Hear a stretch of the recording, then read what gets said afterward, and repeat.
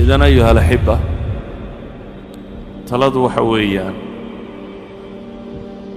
ilaahayna abuuray baa yaqaana naftani waxay ku islaaxayso isagaa abuuray isagaana garanaya waxay ku islaaxayso wixii ay ku islaaxaysayna rususha alla inoogu soo dhiibay rusushuna waxayna bareen inaynu rabbigeena caabudno qof bini aadam oo qumman oo toosan noqonno si aynu natiijada wanaagsan aakhiro u heli karno adduunkanna waxaa laynoo sheegay inuu imtixaan yahay wixii laynagu itixaamo inaynu ama ku sabirno ama ku mahadnaqno haddii caafimaad lagu siiyo inaad mahadnaqdid haddaad xanuunsatidna inaad sabirtid hadday noloshu sidaa noqoto way fududaanaysaa dhadhan iyo macaanna way yeelanaysaa waayo طumaaniinatu اlqalb qofku hadduu helo iyo ilaahay raalli ahaanshihiisa wax ka maqani ma jiraan walidaalika baa culammadii waaweynaa rag ka mida ibraahim ibnu ladhab baa waxaa laga sheegay waxaa la yidhi jeex roodhiyo qallalan ayuu webiga furaad darsaday roodhi qallalan hadda qiyaas ayuu webiga darsaday markaasuu goostay nimcadaannu hayna hadday boqortooyadu ogtay buu yidhi waynugula diriri lahayd ninkaasi roodhi engegan buu adduunka sitaa wuxuu ku iidaantayna waa biyo meel maraya webiguu daraya si uu u raamin karo waxaanu leeyahay low calamat ilmuluuk hadday ogaan lahaayeen boqorradu waxaannu nimco hayno way nugula dagaalami lahaayeen waayo ninkani طumaaniinatu اlqalbi buu hayay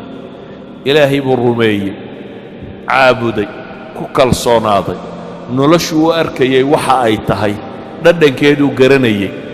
nolosha hadafka laga rabuu garanayey sidaa awgeed bay u fududaydo u arkayeen nin cala ariiqa jidkii saxaha haya inuu yahay idan waxa kaa maqan maaha waxa qofka ka farxiyaya waa waxa kugu jira iyo waxa aad dareemayso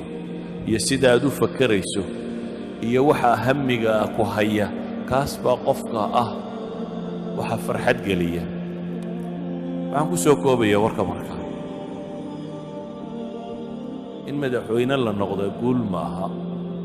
ee waa mas-uuliyaad la kororsaday in lacag badan la helaa guul maaha ee waa mas-uuliyaad la kororsaday in magac weyn la helaa guul maaha waa mas-uuliyaad la kororsaday laakiin ama madaxweyne ahaw ama taajir ahaw ama magac lahaw ama miskiin ahaw inaad ilaahay raalli gelisaabaa guula idan qof waliba wuu guulaysan karaa bimaa cindahu min imkaaniyaat buu ku guulaysan karaa waxaad haysataa intuu leeg yahay haddaad madaxweyne cadaalad iyo diin iyo akhlaaq iyo dhaqan iyo wanaag wada waad guulaysan kartaa alimaamu alcaadil toddobada jannada carsh araxmaan harsan ayuu ka mid yahay haddaad nin dhallinyaro oo dhowrsoon oo akhlaaq leh waad guulaysan kartaa shaabu nasha'a fii cibaadat illaah waad guulaysan kartaa haddaad qof yacnii mustawaha nololeed ee aad joogto guushu markaa kuma xidhna adduunka inta kaa soo gaadhay magac iyo maamuus iyo hantina guushu kuma xidhna waad kadeednaan kartaa adigoo madaxweyne ah waad kadeednaan kartaa adigoo taajirah waad kadeednaan kartaa adoo magac iyo maamuus leh waanaad kadeednaan kartaa adigoo faqiirah intaba kadeedku wuu la socon karaa guushuna way la socon kartaa idan guush iyo kadeedku ama guush iyo guuldarradu kuma xidhna waxa gacantaada ku jira iyo magac iyo maamuuska aad leedahay inta uu leegya kuma xidhna kaa kuma xidhna waxa uu ku xidhan yahay inta aad rabbigaa xidhiidha leedahay inta aad nolosha macnaheeda fahmayso inta aad garanaysa maxaad u nooshahay qof hadduu maanta dhaqaaqo socdaal galo meel uu socdaana aanay jirin se uu yidhaahdo mar qudha nasan maayo ow daalo daalo daalo muxuu kororsado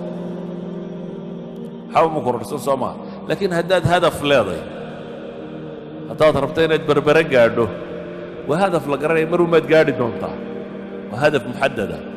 nolosha haddaad hadaf dhaba ka yeelan weydo 60 sano ama 70 sano lagu siiyey way dhammaanaysaaye haddaad hadaf ka yeelan weydo waa inaad rabbiga raalli geliso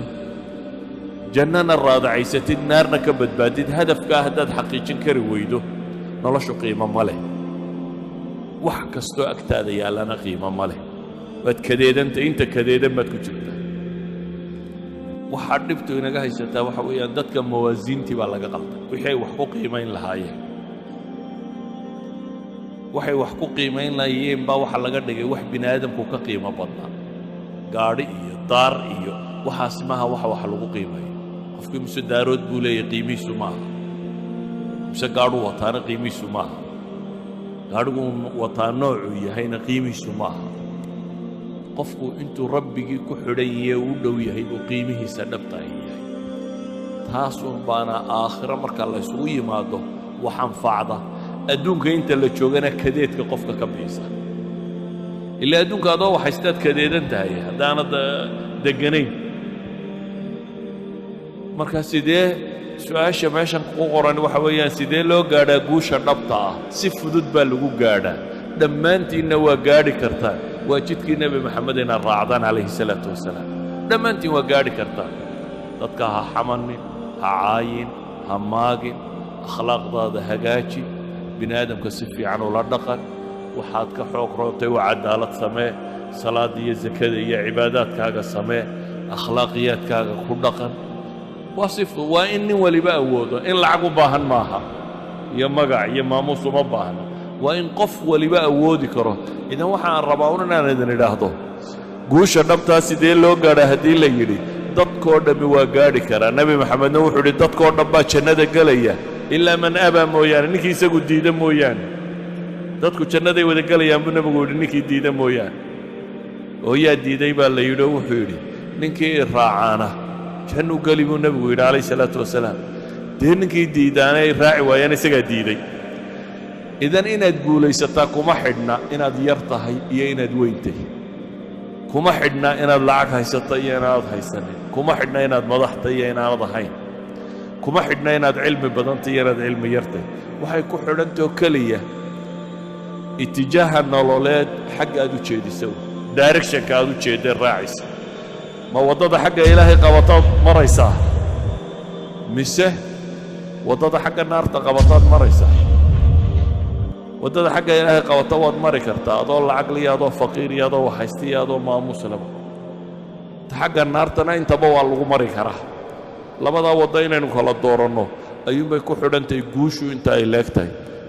ilaahay waxaan ka baryayaa subxaanahu wa tacaala inuu طariiqa xaqa ayna tusiyo اللهم أرنا الحق حقا وارزقنا اتباعه وأرنا الباطل باطلا